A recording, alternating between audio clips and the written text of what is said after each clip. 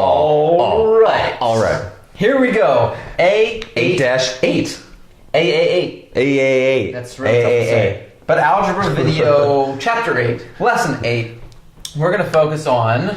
Another formula. We got a lot of formulas here. Pretty common. Yeah. Pretty common. But first. Do you want to go first? Yeah. Why? Jameson, why is today a beautiful day for math? All right. Today is a beautiful day for math because we had an awesome week wrestling.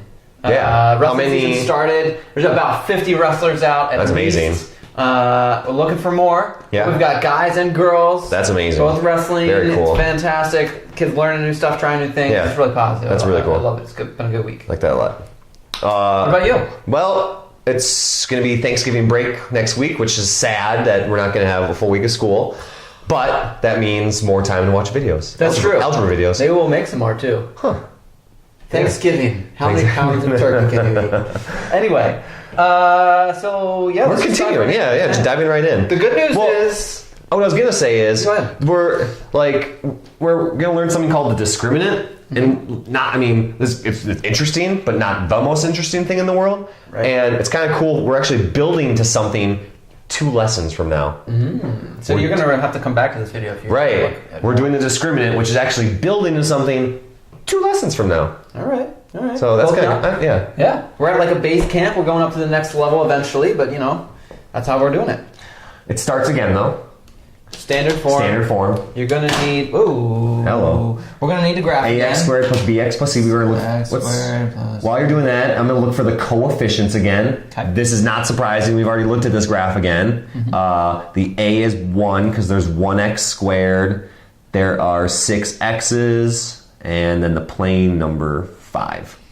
I already plugged all this in. We're gonna look at the table. It's the same one as before. The same one. Yeah, it's the same. Can one. I do it? Yeah. Negatives. Let's see if I can do it with my eyes closed. Oh. -6. Oh no, I can't do it. -6, 5. By the way, I've graphed a lot, and I still count with my pencil. You do? Okay. Well, absolutely. That's a -5, 0, -4, -3. Am I doing it right? -3, -4. -3, -4. Yeah. -2, -3, -1, 0, 0, 5. Yeah. Yep. You got it. Drawing a parabola. I just made up a song. Sorry. It's on you. It's Parabola. Okay. So that's how we do it. We have a new formula for you. It's a recipe. I don't think you're going to like this recipe. It's not the most delicious cake you ever had. Discriminant. It tells us how many x-intercepts there are. It tells us how many x-intercepts. So, look at that nasty thing. B squared D equals B to the 2nd power minus 4 times 8 times C. Whew. A lot of there. Discriminant. Not discriminate. No. Nint.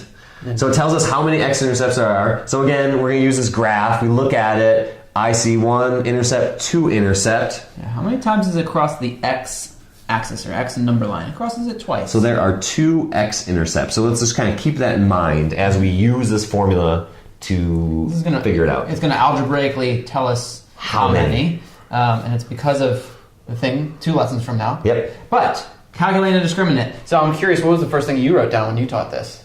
I wrote the formula again. Okay. Should I? Sure. Okay.